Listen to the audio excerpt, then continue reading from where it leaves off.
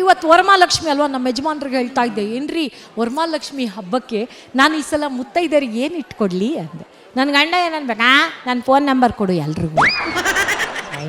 ನಾನು ಫೋನ್ ಮಾಡೋದೇ ಕಷ್ಟ, ನಿಮ್ಮ ಮುಖಕ್ಕೆ ನಿಮ್ಮ ಫೋನ್ ನಂಬರ್ ಕೊಡಬೇಕಾ ಅಂದೆ. ಗಂಡು ಮಕ್ಳಿಗೆ ಸೆನ್ಸ್ ಆಫ್ ಹ್ಯೂಮರ್ ಇಲ್ಲ ಅಂತಲ್ಲಪ್ಪ, ಸಿಕ್ಕಾಪಟ್ಟೆ ಇರುತ್ತೆ, ಯಾವಾಗಲೂ ವರ್ಕ್ ಆಗುತ್ತೆ ಅಷ್ಟೇ ಅದು.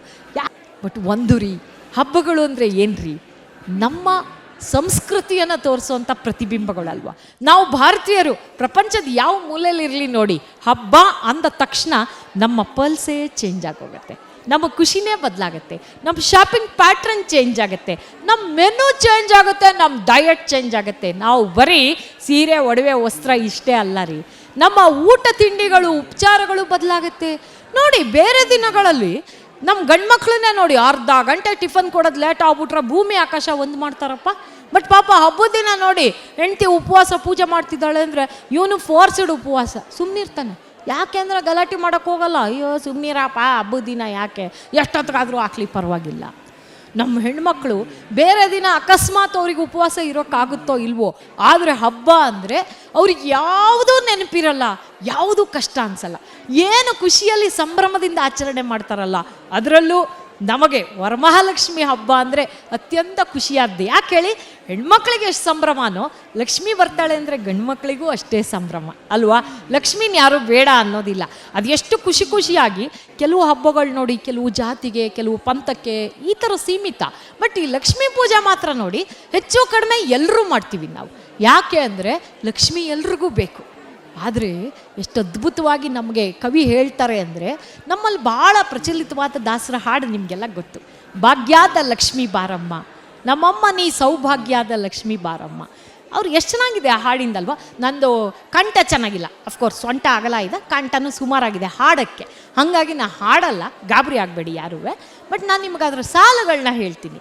ಸಜ್ಜನ ಸಾಧು ಪೂಜೆಯ ವೇಳೆಗೆ ಮಜ್ಜಿಗೆಯೊಳಗಿನ ಬೆಣ್ಣೆ ಅಂದದಿ ಬಾರಮ್ಮ ಅಂದರೆ, ಆ ಲಕ್ಷ್ಮಿಯನ್ನು ಕರೆಯೋ ಪ್ರತಿ ಸಾಲಿದೆಲ್ಲ ಅದರಲ್ಲೊಂದು ಗೂಢಾರ್ಥ ಇದೆ, ಒಂದು ಒಳಾರ್ಥ ಇದೆ.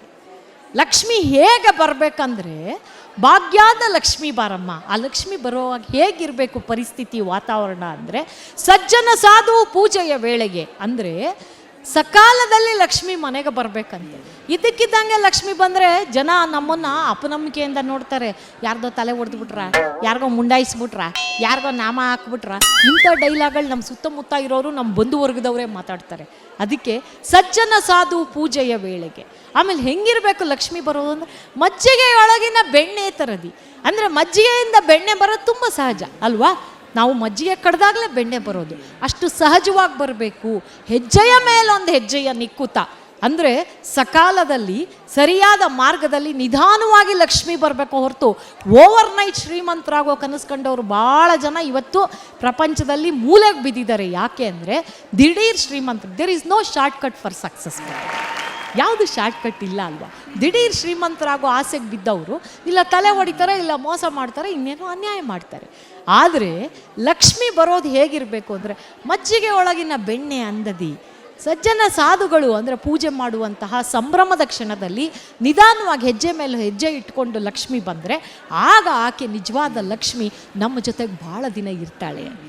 ಲಕ್ಷ್ಮೀನ ಭಾಳ ಚಂಚಲೆ ಅಂತ ಕರೀತಾರೆ, ಅದಕ್ಕೆ ಬಹಳ ದಿನ ಇರಲ್ವಂತೆ. ಆಕೆ ಆಗಾಗ ಕೈ ದಾಟಿ ಹೋಗ್ತಾ ಇರ್ತಾಳೆ ಅಂತ. ಆಕೆ ದಯವಿಟ್ಟು ನಮ್ಮನೆಯಲ್ಲೇ ಇರಮ್ಮ, ಮುಂದಿನ ವರ್ಷದ ವರಮಹಾಲಕ್ಷ್ಮಿವರೆಗೂ ನೀನು ನಮ್ಮನೇಲಿ ಸ್ಥಿರವಾಗಿರಬೇಕು ಅಂತಲೇ ನಾವೆಲ್ಲ ಲಕ್ಷ್ಮೀ ಪೂಜೆ ಮಾಡುವಂಥದ್ದು.